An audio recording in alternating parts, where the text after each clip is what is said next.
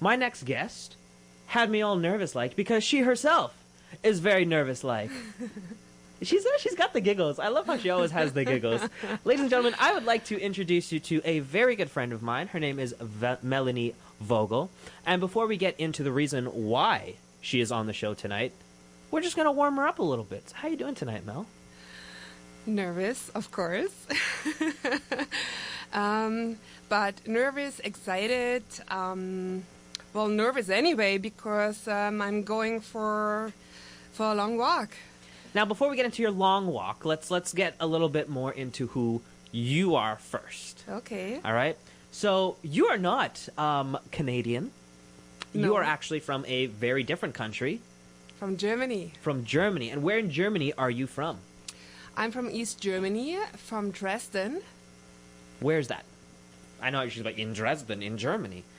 Well, it's 2 hours far away, 2 hours south from Berlin and 2 hours from Prague, so between lots of beautiful cities. Very cool. And how did you find your way to the blistering cold city of Toronto? Because I'm a wandering soul. You are a wandering. wandering. To travel. That is easily the cheesiest line I've ever heard on Urban Definition. I am a wandering soul. A world citizen. Very cool. So, before we get into your walk, tell me a little bit about your passion or your love of traveling. Well, I think it's adventure when I become truly aware of my blood flow or my heartbeat. So I started traveling way back in my 30s and then came over to Canada, continued traveling and went for a long road travel between 2011 and 2013 for almost 2 years. So, and the road taught me a lot, like how to trust, how to listen, and most importantly, it taught me a lot of new values and priorities. So tell me where that road took you. Of my last travel, it took me mainly to Asia, also to Australia and New Zealand, but as I say, mainly to Asia. I spent 5 months alone in India, traveled Southeast Asia, and then made my way up all the way to China and Mongolia, where I spent some time with nomads in the middle of nowhere. What are nomads? Well, you probably know them from TV. These people in their gurs or their tents, living in the prairies and live off the land, and mainly from animals. So there's not much vegetables growing. Yeah, pretty much. So explain something to me.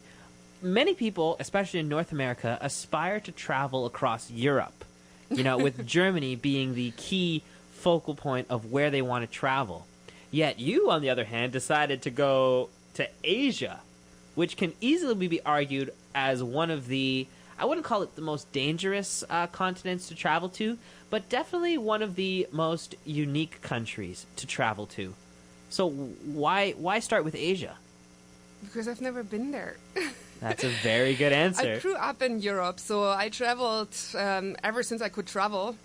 When I was 19, I traveled to all the countries in Europe, almost, not all of them. But so I wanted to look for something else, and Asia was always very interesting to me, and especially India. That's why I also stayed 5 months over there. And I actually have to say I'm a solo female traveler, and I always felt safe. The people are very welcoming, they're very friendly. I stayed with a lot of families in their homes, and I have nothing bad to say, really. Now, that's unique because most women who I know, not just who live in India, but have traveled to India, have come back with, very interesting stories about the way that they were treated by males. Yet you are saying that India was probably, nobody troubled you, I guess, eh? Well, Yes, in certain minor incidences, yes, there was some trouble. But nothing to say, oh, this I happened. think I have a very firm attitude and I'm really tall, so maybe I scared him away. So for those of you, because let's be honest, a lot of people can't see you right now. How tall are you? 176. I love how I completely forgot that our metric systems and the way that we measure is so different from North America to, like, Europe. So if you had to translate that into feet and inches... Oh, that would be 5.9. You're not 5'9". Oh, yeah, I am. Very much so. But I could swear that I think that I'm like 5'9.5", almost 5'10". But you're telling me that, and I think you're taller than me. I don't know. Now I'm gonna have to measure during the commercial break. Way to go, Mel. We will have to do that, I guess, yes. She's like, oh my gosh, Kareem. So before we go off into the commercial break, I have one question. Mm-hmm. How would you sum up your travels till now? So we're talking from Germany to Canada. Sum it up in 20 seconds or less. How to sum my travel up?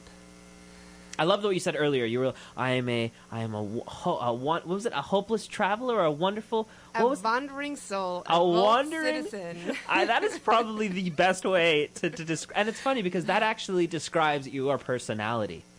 Well, what I learned in India, and it has ever been my. No, it's okay. And it has ever been my mantra since is everything is possible at any time. Very cool. Now, we do have to take a quick commercial break, and we will be back, so stay tuned, everybody.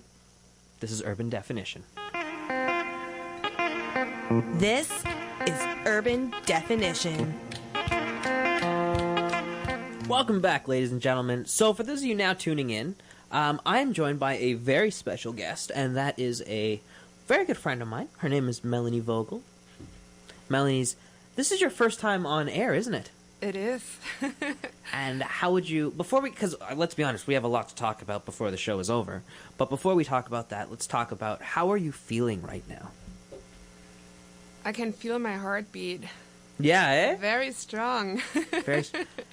Now, that is a great segue because you are about to do something that a lot of people, including myself, would never fathom, much less consider doing. Is that a fair assumption?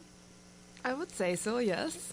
So, correct me if I'm wrong, but you intend on walking from Newfoundland to British Columbia. Yes. Now, you guys did not hear me incorrectly. This is absolutely correct. Mel, you intend to walk from Newfoundland, which is absolutely East Coast, to British Columbia, absolute West Coast. Correct. Now, please tell me when this journey is supposed to begin. Well, no. Let's not even do that. Let's start with, how did this come about? How did this begin? What made you want to do this? Okay, what I explained already earlier is that I traveled a lot in the past, and my last bigger travel was in 2013, and I always wanted to go back to the road, and this journey is actually taking my love for the road to the next level. That is a great way. You're just full of these amazing lines, eh? Just taking my travels to the next level. It's true, though. It's absolutely true. So this is something that, for example, you hear about in textbooks that we teach kids. Terry Fox. Mm-hmm. So, and is there a purpose behind this, or is it just to fulfill the fact that you are just a passionate traveler? Just the later one. I'm a passionate traveler. There is no cause or anything or charity attached to this walk. No. That's okay. So walk me through your plan. Tell me your game plan here. Okay, so as of today, okay, I will be leaving Toronto and flying out to St. John's, Newfoundland on May 31st. So as of today, it's the end of this month. Okay, so 3 weeks from now. So I'm I'm getting very nervous, and because I still have so many things on my list, so many things to do, and I just made a comment today on my Facebook saying, I'm totally calm. In the most sarcastic way possible. Exactly, yes. No, but so I will fly out to St. John's and from there I will go to Cape Spear, which is the most eastern point of Canada. Okay. To dip my toe in the ocean as part of my ceremony before I take the first step onto the trail. Wow. And is there a distinct trail that you're taking, or how did you map out the path that you intended to take? The trail I'm taking, it's called the Crate Trail. The entity of it is the Trans-Canada Trail, and this Crate Trail consists actually of lots, like hundreds of smaller trails. Okay. So the first trail I'm taking will be the one in Newfoundland. It's called the T-Rail Trail. It's always almost the a tongue. Railway Trail. Oh, Railway Trail. Gotcha. And this trail is 883 kilometers long. Okay. I make a loop through Newfoundland, and then we'll walk to the ferry. We'll take the ferry over to Nova Scotia, from where I will make my way to the Celtic shores, to the Fundy Trail, from there into PEI, Prince Edward Island, back to the mainland, walking through New Brunswick, Quebec, and after 5,000 something kilometer, 5,132 so far, okay, I will be back in Toronto. That will be 8 months later, approximately January, February, depending how much I...